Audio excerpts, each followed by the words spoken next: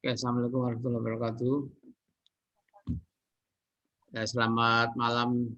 Ini saya mau presentasi tentang asesmen formatif dan sumatif. Ya, saya sharekan dulu materinya.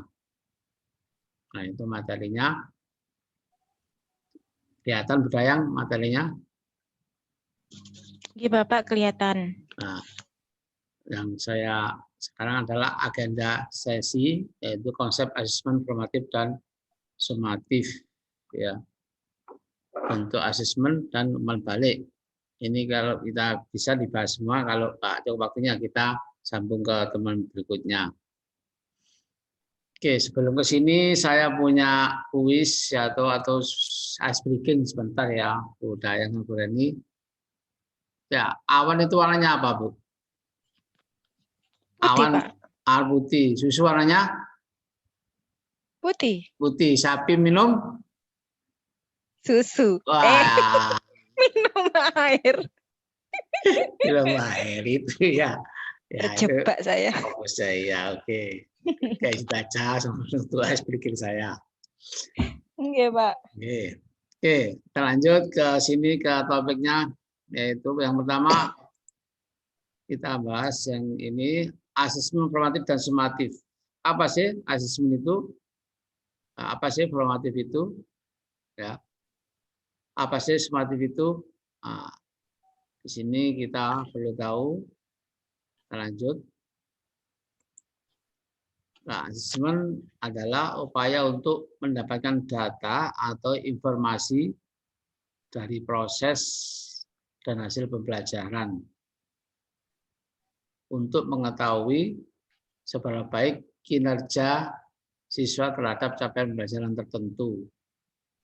Nah, yang di sini maksud upaya untuk yang penting itu data dari proses, ya itu ya penanganan pada proses itu kalau untuk asesmen dan hasil pembelajaran. Apa tujuannya? Untuk mengetahui seberapa baik kinerja siswa terhadap capaian pembelajaran tertentu. Makanya asesmen itu saya kira perlu untuk dilakukan untuk setiap pelatihan atau guru. Ya. Lanjut. Sekarang pengertian formatif. Apa sih formatif itu? Yaitu berbagai prosedur penilaian formal dan informal yang dilakukan oleh guru selama proses pembelajaran untuk memodifikasi kegiatan belajar mengajar untuk meningkatkan pencapaian siswa. Nah, penanganannya di sini formatif pada prosedur penilaian formal dan informal oleh proses pembelajaran. Itu apa tujuannya? Untuk memodifikasi kegiatan belajar mengajar. Mungkin ya gurunya ngajarnya kurang enak atau apa, itu dimodifikasi. Itu fungsinya formatif di situ. Atau mungkin gaya belajarnya siswa ya asalnya kok gini nggak masuk belajarnya, mungkin gaya belajarnya dia harus diganti. Nah, itu tujuannya formatif. Oke, lanjut. Sumatif. Apa sumatif itu? Penilaian formal atau informal yang dilakukan pada setiap akhir dari satu pokok bahasan untuk mengetahui sejauh mana peserta didik bisa pindah dari satu unit ke unit berikutnya. Jadi kalau formatif itu setiap pokok bahasan, kalau ini berbagai atau apa ya serangkaian dari pokok bahasan itu sumatif. Tujuannya apa? Supaya siswa itu mengetahui sejauh mana dia bisa pindah ke unit berikutnya. Itu ya. Jadi itu sumatif. Jadi unit 1, unit 2, 3, 4 baru diadakan tes sumatif namanya. Itu. Jelas budaya Bu Reni? Oke ya, lanjut.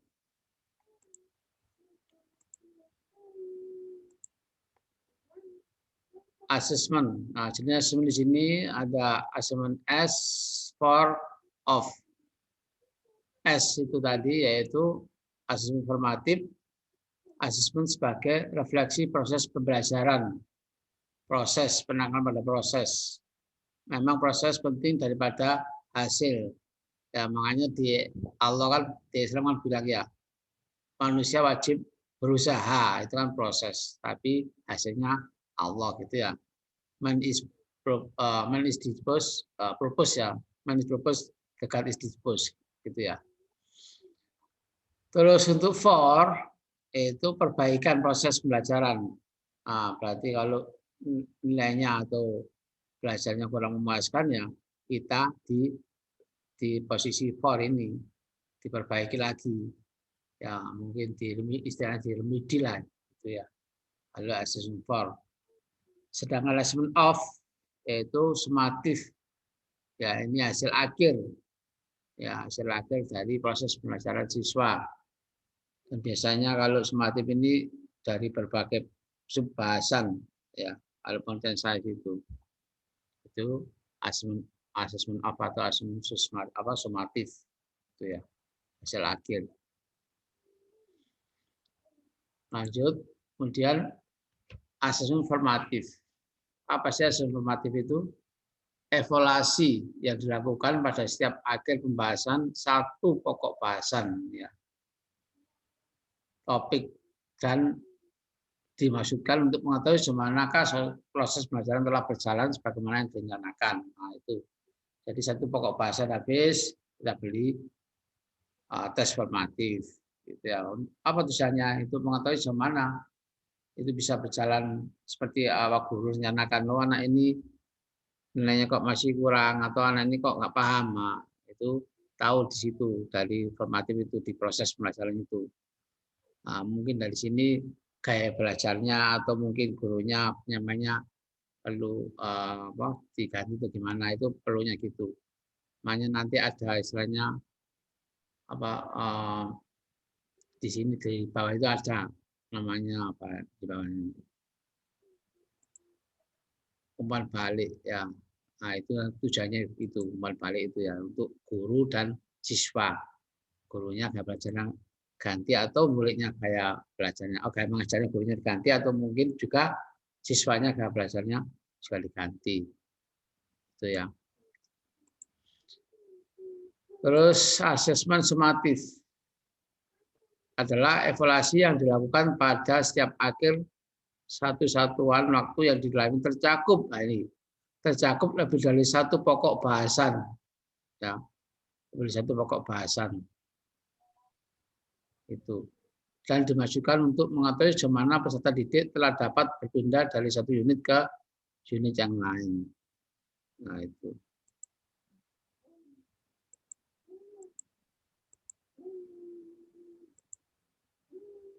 Jadi di sini adalah dari satu pokok bahasan, ya, di dalamnya tercakup lebih dari satu maksud saya, dari pokok bahasan, kemudian diadakan penilaian atau tes sumatif. Tujuannya yaitu tadi murid sudah mampu nggak pindah ke unit berikutnya, ya. Nah gitu, kalau belum mampu ya kita adakan HER istilahnya ya atau remedi itu pada soal atau tertentu aja. Nggak semua, yang salah yang mana misalkan oh ini nomor 10 ya situ aja yang diremedi. Nah selama ini sepengetahuan saya kan guru enggak, jadi semua diremedi. Apa namanya soalnya kan 1-10 katakanlah dia nggak bisa nomor 5, lah itu diberi soal sama 10 semua. Saya kira enggak, karena saya dulu ikut pelatihan gitu loh, nggak perlu di semua soal yang diremedi, cuma satu soal mana yang dia nggak bisa atau salah itu yang diremedi gitu. Ya, jadi nggak perlu semua itu kalau siswanya nggak mampu untuk mengerjakan. Oke, lanjut konsep asesmen formatif dan sumatif ya. Asesmen formatif ya, yaitu evaluasi proses, umpan balik, identifikasi kekuatan, memberi informasi. Apa yang maksud evaluasi proses itu? Yaitu pemahaman murid, kebutuhan pembelajaran, dan kemajuan akademik selama pembelajaran. Jadi dilihat proses pemahamannya, kebutuhannya pembelajaran gimana, kemajuannya, terutama kemajuannya gimana ini ya siswa ini. Itu letaknya pada evaluasi proses. Sedangkan membalik, memantau pembelajaran murid ya dan memberikan umpan balik yang berkala dan berkelanjutan. Nah, itu tujuannya umpan balik, yaitu memantau pembelajaran murid dan memberikan umpan balik. Sedangkan identifikasi kekuatan, ya apa kekuatan itu? Nah, di sini dijelaskan asesmen formatif berfungsi membantu murid mengidentifikasi kekuatan dan aspek yang perlu dikembangkan. Nah, aspek apa yang perlu dikembangkan? Di situ kita tahu ya identifikasi kekuatan dari peserta pendidik itu fungsinya formatif. Kemudian memberikan informasi ya tentang apa? Yaitu mengenai tantangan apa saja yang dihadapi murid dalam proses pembelajaran. Nah, sehingga dukungan yang memadai dapat diberikan. Nah, dia mengalami apa? Hambatan apa dalam proses pembelajaran? Nah, mungkin kayak belajarnya atau mungkin nggak bisa nangkap gurunya atau itu bisa letaknya di memberikan informasi di asesmen formatif itu ya. Itu fungsinya untuk memberikan informasi.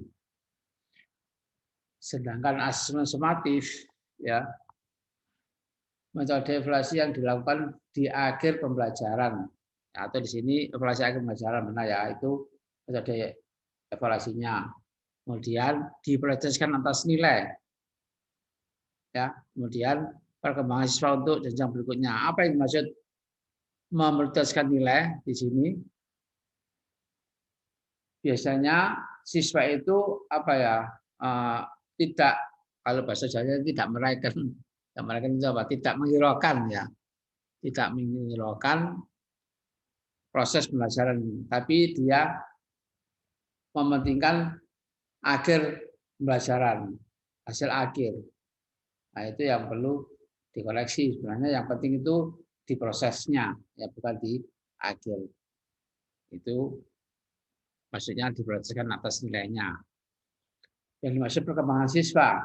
Nah, di sini kita tahu nanti ya umpan baliknya asesmen sumatif itu untuk mengetahui apa? Untuk mengukur perkembangan murid ya dan guru memandu ya aktivitas mereka untuk proyek berikutnya, untuk aktivitas berikutnya. Itu yang dimaksud dengan perkembangan siswa untuk jenjang berikutnya. Jadi asesmen sumatif itu perlunya ya. Jadi anak ini wajar diikutkan ke tindakan berikutnya atau di unit berikutnya, gitu ya. Jadi itu fungsinya dari asesmen sumatif. Oke, lanjut persamaan asesmen formatif dan sumatif. Ya, apa persamaannya? Yaitu satu cara penilaian pembelajaran, menerima dan memberi umpan balik. Suatu cara mengevaluasi pengajaran dan pembelajaran. Nah, itu persamaannya. Persamaan dari asesmen formatif dan sumatif. Oke, lanjut. Penekanan pada asesmen formatif. Ya, penekanannya apa nih? Dilihat di apa namanya? Penting ini ya, ada lampunya itu berbicara. Pada kurikulum ini guru diharapkan memberikan proporsi lebih banyak pada pelaksanaan asesmen formatif daripada menitik beratkan orientasi pada asesmen sumatif. Ini berarti menekankan, makanya di sini di gambar prisma ini ya untuk asesmen S lebih besar ya cakupannya ketimbang asesmen off, karena di sini proses pelaksanaan itu lebih penting ya daripada hasil akhir. Apa harapannya? Mendukung proses penanaman kesadaran bahwa proses lebih penting daripada hasil akhir, gitu ya. Ya memang itu ya. Nanti proses itu lebih penting daripada hasil akhir. Seperti Pak Ibu katakan, pokoknya kita lalui proses itu harus kita lalui proses, entah hasilnya gimana, pokoknya ikut proses saja itu memang benar. Ya, di SMA juga dikatakan ya, kalau manusia itu wajib berusaha, itu kan proses. Tapi hasilnya nggak tahu gitu ya. Yang wajib itu yang proses bukan hasilnya. Ya. Oke, lanjut. Bentuk asesmen formatif dan sumatif ya. Ada yang tertulis, ada yang tidak tertulis. Apa yang tidak tertulis di sini? Yaitu diskusi kelas, produk, drama, presentasi, tes lesan ya. Itu yang bentuk asesmen tidak tertulis ya, formatif.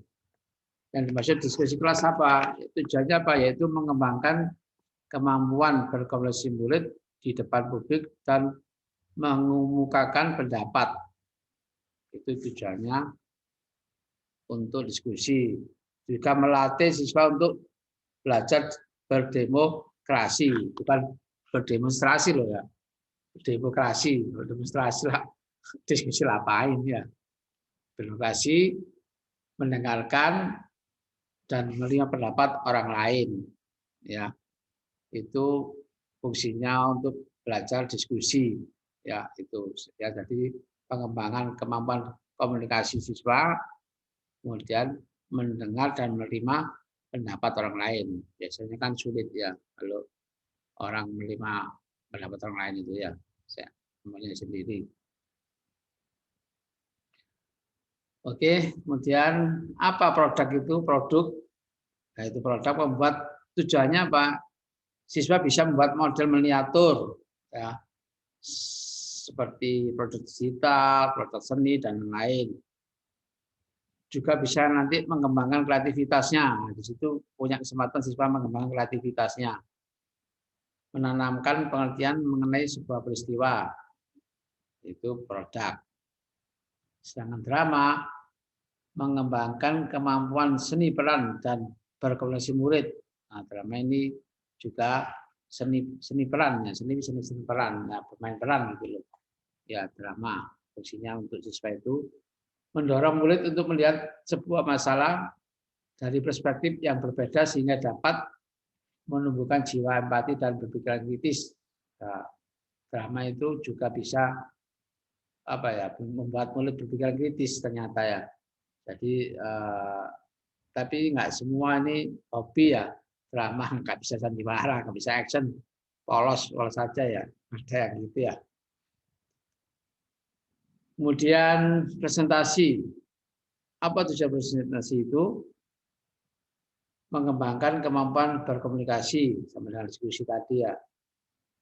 Terus mendorong murid untuk memahami topik presentasi dengan mendalam, memahami topik presentasi secara mendalam, secara detail. Karena kan di situ kan presentasi nanti dibuka forum tanya jawab ya dengan peserta. Nah, itu nggak setuju ini kenapa begini ya, ini nanti di situ letaknya apa ya, presentasi yang mendalam, berpikir yang mendalam, jadi ya latihan untuk berpikir mendalam, berpikir kritis ya, bisa gitu ya. Kemudian tes lesan, ya tes lesan, kuis tanya jawab secara lesan, kemudian menginformasi pemahaman murid, menerapkan umpan balik. Itu untuk tes lesan. Nah, ini bentuk 1, 2, 3, 4, 5 ini adalah bentuk asesmen formatif dan sumatif tidak tertulis. Nah, tidak tertulis. Tapi manfaatnya ya banyak sih ya sebenarnya. Jadi tertulis dan tidak tertulis itu perlu juga digabung. Ya juga coba tertulis saja. Kemudian, nah ini yang tertulis di sini ada juga 5, refleksi, isi, jurnal, poster, dan tes tertulis, yaitu bentuk asesmen yang tertulis. Ya. Refleksi, fungsinya apa? Melatih murid untuk berperan aktif dalam mengevaluasi pembelajaran mereka sendiri dan memikirkan bagaimana cara mereka dapat memperbaiki diri. Itu ya, itu refleksi. Dan hasil refleksi ini digunakan untuk guru Untuk guru apa fungsinya untuk guru ya untuk melihat sisi proses pembelajaran gimana hasilnya murid ini belajar selama ini. Itu fungsinya refleksi ya. Nah, itu. Sedangkan EC itu apa mengasah keterampilan menulis akademis murid. Nah, menulis tapi apa ya melatih untuk menulis. Memang kan menulis itu sulit. Ya, kalau di bahasa Inggris kan writing kan harus sempurna, writing ada grammarnya harus benar, diksinya harus bagus ya. Nah, terus apa namanya? Kosakatanya harus banyak. Itu memang sulit ya. Itu menulis. Makanya di sini EC bentuk asesmen yang tertulis. Juga bisa mengembangkan argumennya, dapat ditulis itu, menyajikan bukti, mencari sumber terpercaya, dan menggunakan referensi dengan tepat. Juga bisa isi itu fungsinya mengembangkan berpikir kritis dan daya analisis. Ini analisis yang penting ini ya, analisis murid. Kalau sering baca, saya nulis itu biasanya orang berpikir kritis dan menganalisa sesuatu ya, lebih tajam. Sekarang kan anak nggak banyak senang menulis ya, banyak apa nonton film atau HP ya, jarang orang suka menulis itu ya. Padahal menulis itu bagus itu sebenarnya itu untuk melatih berpikir kritis itu. Kemudian jurnal, apa fungsinya jurnal? Melatih kemampuan murid untuk mengkondensasi dan mengekspresikan ide pemikiran mereka dalam bentuk tulisan. Biasanya ditulis dengan bahasa yang kurang formal, itu jurnal ya. Sehingga memberikan murid kebebasan berpikir kreatif. Ya. Ada jurnalis itu ya, jurnal, kata-kata jurnalis berarti orangnya. Terus menjadi alat untuk murid merefleksikan perkembangan mereka secara berkesinambungan. Ya. Merefleksikan perkembangan mereka secara berkesinambungan ya, berlanjutan. Itu ya, jurnal. Dan terakhir tes tertulis. Tertulis di sini ada 3, yaitu berupa pilihan ganda, pertanyaan, dan menerapkan umpan balik. Nah, itulah bentuk asesmen formatif dan sumatif yang tertulis. Oke, lanjut. Umpan balik. Nah, ini yang penting umpan balik. Ya, umpan balik. Umpan balik merupakan apa? Kumpulan informasi melakukan suatu kegiatan. Ya, berarti setelah melakukan kegiatan, nah, kita memberi umpan balik. Ya. Kemudian suatu hal yang butuh perbaikan. Nah, dari situ kan kita tahu, oh ini kekurangannya, ini kelebihannya. Nah, itu ya feedbacknya diberikan. Penting itu umpan balik. Kemudian pengembangan aktivitas berikutnya. Nah, kalau sudah, oh ini sudah bagus, ini layak. Nah, ke aktivitas berikutnya itu fungsinya umpan balik. Itu ya. Oke, lanjut. Sorry. 10 prinsip pembelajaran paling baik yang efektif. Nah, ada 10 prinsip pemberian umpan balik yang efektif. Di situ ada mudah dimengerti, ya harus apa mudah dimengerti, bahasa yang dipakai harus sederhana ya, dan dipahami, gitu ya. Itu prinsip pemberian yang efektif. Terus transferable, fokus kepada proses pembelajaran yang mengembangkan keterampilan, ya, mengembangkan keterampilan yang lintas pekerjaannya dan konteks kehidupan. Kemudian melihat ke belakang, yang ketiga, itu melihat ke belakang. Maksudnya apa? Mengacu pada kemampuan dan pencapaian murid yang diketahui dari penilaian sebelumnya. Berikutnya spesifik, yang keempat, berhubungan langsung dengan aktivitas yang dinilai. Dan yang kelima, lebih dari penilaian. Maksudnya apa? Bukan fokus pada penilaian performa saja, tetapi juga pada pencapaian target pembelajaran. Ya. Yang berikutnya, yang keenam, tepat waktu. Ya.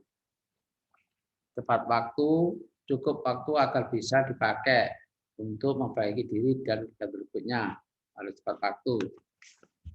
Kemudian kontekstual, dihubungkan dengan capaian pembelajaran profesi dan kriteria penilaian aktivitas, ya. Dan seimbang. Nah, yang ke-8 seimbang. Memberikan pujian atas pencapaian juga masukan untuk perbaikan. Ya, pujian pada siswa atas pencapaian, oh, Mas bagus ini nanti ya, itu harus ada itu ya, istilahnya seperti reward itu ya, supaya semangat siswanya untuk belajar. Terus yang 9 melihat ke depan, memberikan masukan ya, bagaimana memperbaiki diri untuk tugas berikutnya. Selektif, memberikan komentar yang detail terhadap 2 atau 3 hal yang bisa dikerjakan oleh murid. Nah, itulah 10 prinsip umpan balik yang efektif. Itu ya. Lanjut. Membuat umpan balik yang efektif harus mempertimbangkan feedback-nya, feedback dan feed forward. Feed up di sini mengklarifikasi tujuan dengan murid, ya tujuan dengan murid apa feedback-nya. Feedback-nya tanggapan atas pekerjaan murid, ya, dan kemajuan mereka, nah, itu feedback-nya. Ya, kemajuannya gimana murid itu. Feed forward, saran bagi murid untuk dipakai di masa depan menggunakan kata dari feedback. Kemudian membutuhkan tujuan dan sasaran jelas terdapat dimengerti oleh murid dan guru. Ya, tujuan dan sasaran harus jelas, nggak ngalor ngidul ya. Ini kewenangan di murid sebenarnya hanya harus apa ya, proses belajar ini punya tujuan. Oh, ini anak ini apa ya, cenderung ke hitung-hitungan atau ke hafalan, itu harus jelas itu ya. Kalau suatu kelas belajar itu yang sulit di situ, memang harus mengenal apa ya, kecenderungan siswa kalau menurut saya. Jadi nggak ngabiang, ya. Memungkinkan murid untuk mengedukasi apa yang mereka ketahui, itu satu yang untuk mengetahui siswanya. Apa yang mereka pahami, di mana mereka membuat kesalahan, di mana mereka memiliki kesalahpahaman, maksud saya. Kapan mereka terlibat atau terlibat dalam pelajaran. Nah, itu yang membuat umpan balik yang efektif. Oke, saya kira cukup sekian, dan saya ingin dari sini ya, sudah paham ya? Halo, suaranya? Oh, di mute ini, siapa Nurul ya? Bu Nurul? Suaranya nggak dengar, Bu Nurul.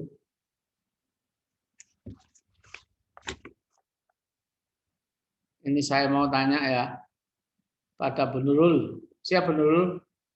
Audionya di on kan Bu? Audionya.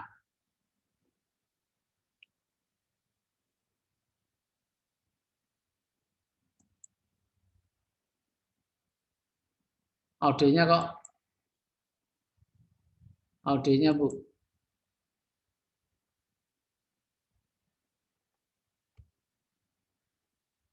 Audionya kok nggak bunyi Bu audionya.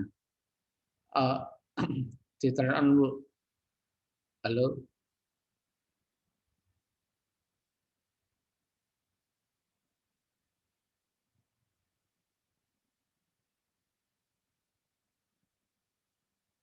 Audionya itu sudah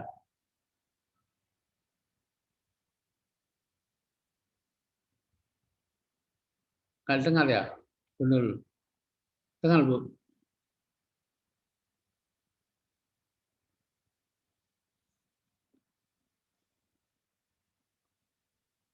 Halo, saya Bu Nurul.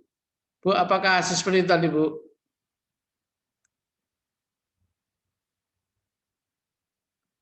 Asesmen tadi apa Bu?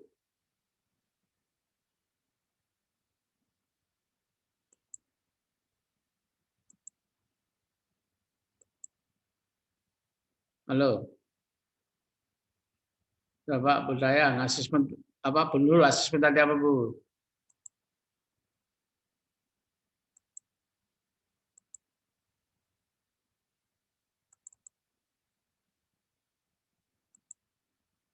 Halo,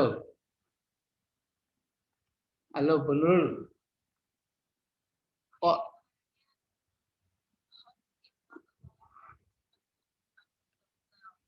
lah itu gimana?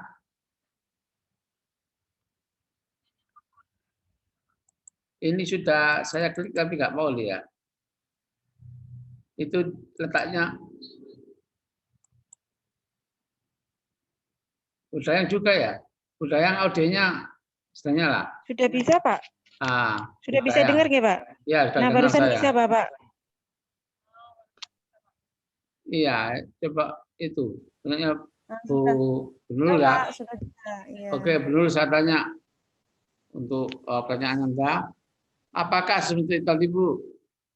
Apakah asesmen itu?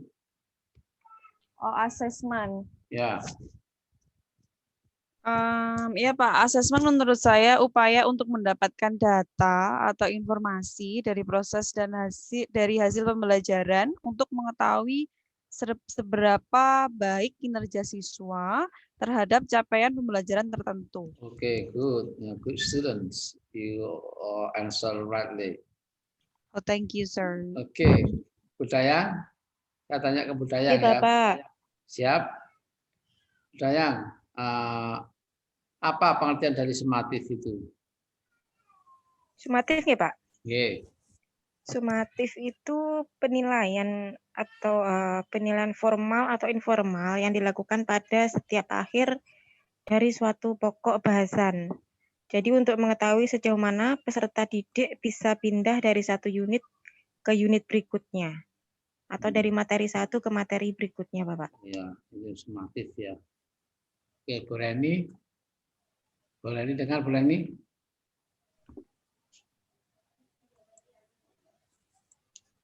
Bu Reni? Bu Reni nggak dengar ya? Budaya. Saya telepon, Bapak. Saya telepon.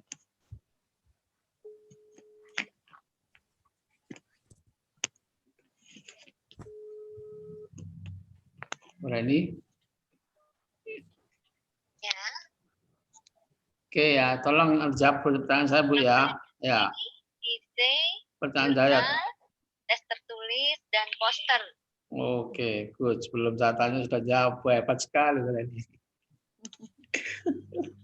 Oke, ya, saya sekian dulu ya, saya akhiri sekian dulu untuk pertemuan saya. Dan terima kasih atas partisipasinya. Assalamualaikum warahmatullahi wabarakatuh. Waalaikumsalam. Waalaikumsalam warahmatullahi wabarakatuh.